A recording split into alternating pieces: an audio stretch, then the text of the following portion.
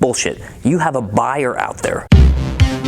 Welcome back to the channel. This is Jason Chambers, the Recycle Guru. Appreciate you watching. What are we talking about today? Talking about speed of doing business. Let's talk about why it takes so damn long to buy a car. Now, everybody has a process and a road to the sale. Now, you must master your road to the sale. I do not discredit that whatsoever. You have to have a process, okay, and you have to master it. So whatever your store's process is, you need to dive deep into each single step of that road to the sale and sharpen your sword, get better and better and better at it. But let's talk about processes. So we've been doing the same thing for years and years and years around the car business. But we kind of sometimes expect a different result, don't we? So let's talk about this process. Typically, your steps in road to the sale are as such. Number one, okay, the meet and greet, very vital, okay? Number two is fact find and investigate usually, okay? Number three is vehicle selection, pretty important, right? Pretty important, okay? Number four is the walk around, okay? Usually number five is obviously the demo, okay? And number six, you get back from the demo and you do your trade walk, right? And then number seven, you have your close. And then number eight, you usually have your delivery, okay? Either or your transition to finance. Okay, but let's talk about these steps. Where does it take a long ass time in this process where you can control? You can control the time, okay? So I was doing the same steps that I just talked to you about for the first several years of my selling career. And then something switched. I had a mentor say, hey, you need to be looking at the trade in the beginning. This whole thing is fucked up if you don't do that. And I'm like, okay, well, explain. So he went on to explain, and I went on to do it, and it changed the game. It changed the speed of everything, okay? First off, know your process, okay? I'm not telling anybody here to skip processes and get yourself in trouble at your store, but I am saying you can jump ahead a little bit to speed up the process, because the number one reason people hate buying cars is it takes too damn long. So where does it typically take too damn long? Well, here's one of the spots that you can control. So step one is your greeting, your meet and greet, and you gotta have that down, you gotta have that thing down tight, right? So, but step two is your fact find and investigate. But let me ask you this. What if you was able to transition from your greeting over to the trade and still do your fact find and investigate and do your trade walk then? You know, do your trade walk right then, because you're going to find out how they bought what they had, what options they already have, why they don't want to have them options anymore, what problems with the vehicle they're having, and why do they want the next vehicle. Not only that, when you look at their trade, okay, and you walk their trade, you're going to learn a lot of pain points that help you sell. You're going to a lot of different items in the vehicle. It's going to help you build rapport. Okay, because we're always taught, you build rapport. You know, I always call it reaching for rapport. A lot of salespeople reach for rapport because that's how they were trained. Well, don't reach for rapport. If you see a car seat in the back of a trade, you can ask how many kids they have, because it's a tangible item right there. It makes sense. It makes sense to the buyer in their head, and you're not just reaching for rapport while you're walking on the lot. Hey, how many kids do you have? No, that's reaching for rapport. This is tangible. It's right there. So what I say is, after your meet and greet, transition to a trade. Transition to the trade-in, right? And it's an easy transition to the trade. It simply goes as this. After you're done doing your whole meet and greet and visiting a little bit, simply say, hey, I seen you pulled up an X. Do you plan on replacing that? And if they say yes, perfect. Let's look at that first. It's going to save you about 30 minutes of time. Let me get you a free appraisal on it as you walk to that vehicle. Okay? Then you start doing your thing around the vehicle. Now here's the big kicker. You need to do your thing with the customer around that vehicle. On the outside, then get in the inside. I'm talking get in the driver's seat. Have them in the passenger seat. Start asking questions that you know to ask, but start paying attention to what you're looking at, because this is vital. Start paying attention to what kind of drinks they have in there, okay? If they have a Starbucks cup in there, ask them, hey, what's your poison? How many times a week you go, okay? This is for the end of the deal. Okay, start paying attention to stuff like you could see soccer bags, you could see car seats, you could see gun stuff, you could see all kinds of stuff to help you build massive rapport right off the bat.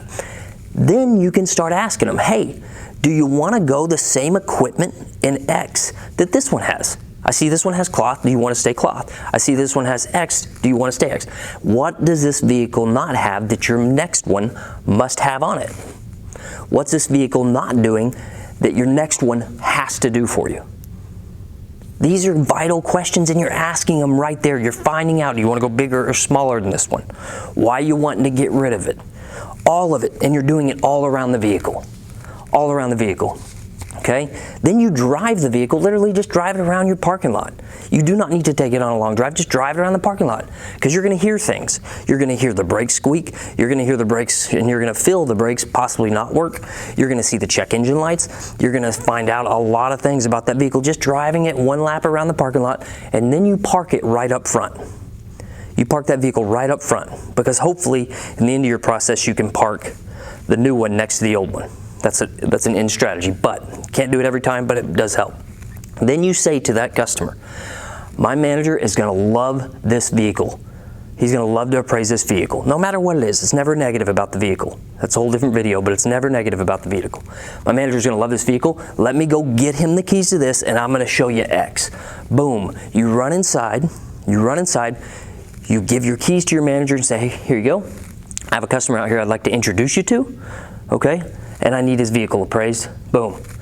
Drop the keys off. If your manager's willing, which hopefully they are, then they can get what's called an early TO. Okay? An early turnover. They can come out and greet your customer by saying, hey, thanks for coming in. You're working with Jason. He's one of the best. I'll take a look at your vehicle and get all the appraisals ready. I really appreciate it. Go look and drive anything you want. If you have any questions, Jason will be able to handle it. I appreciate you coming in. Hopefully your managers are doing that. If not, don't worry about it. If they don't want to come out and meet your customer, I can't handle that. But you drop the keys out. Hey, I need this vehicle appraised real quick. I need this vehicle appraised. I got a buyer out here. When you go on your tower, you always have a buyer out here.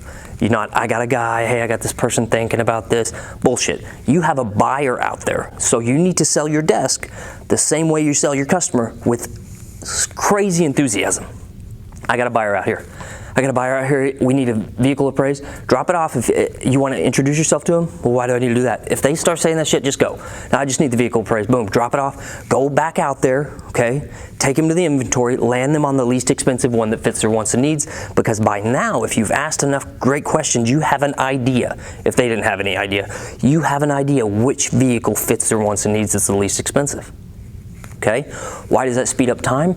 Because typically, where that process is it's usually after you do your whole process, your meet and greet, your fact find, your investigate, okay, your vehicle selection, your walk around, your demo, and then when you get back from the demo, you do it, right? You get back from the demo, you do the trade walk.